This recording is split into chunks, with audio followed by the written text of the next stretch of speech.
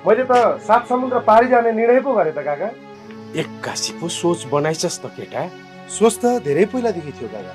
सबै कुरा मिलाएर आउँदाखेरि भर्खरै भिजा लाग्यो।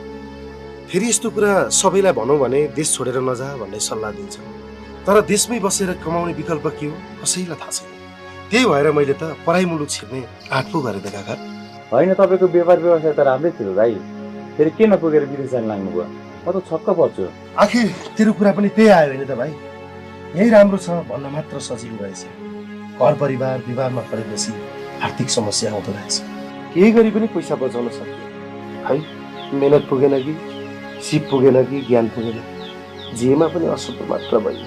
व्यापार बढाउन हर कोसिस गरे पनि आखिर ऋण बाहेक अरू केही बढाउन सकिने। त्यही ऋण तिर्नका लागि भए पनि विदेशी भूमिमा छिर्न बाध्यता लाग्यो। देख्छन् खुसी तस्बिरमा मनमा।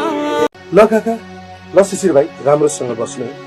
के गर्नु, आफ्नो देश आफ्नो परिवार साथीभाइ छोडेर जान त मन थिएन, परिस्थितिले त्यस्तै बनायो।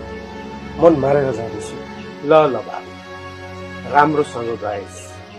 बिरानो मुलुक, आफन्त कोही हुँदैन, आफ्नो ज्यानको ख्याल राखेस्। अब सकेसम्म थुप्रै पैसा कमाएर छिट्टै आएस् बाबु। देश चलाउनेहरूको अवस्था देख्दा त फर्किने मनै छैन, तर के गर्नु, देशको माया लाग्छ।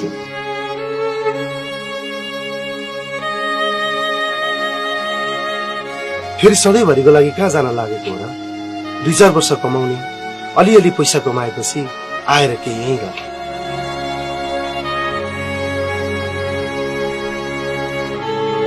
विदेश भनेको हामी नेपालीहरूको लागि पोखरीमा ढुङ्गा हालेर पोखरी कटाउने खेल जस्तो न हो।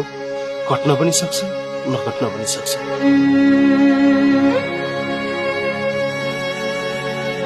तर आफूमा यति विश्वास चाहिँ छ कि सास नफर्किए पनि लास बनेर भए पनि फर्किन्छु।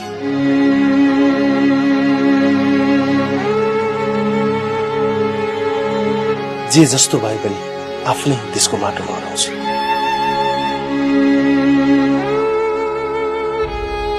गएला काका।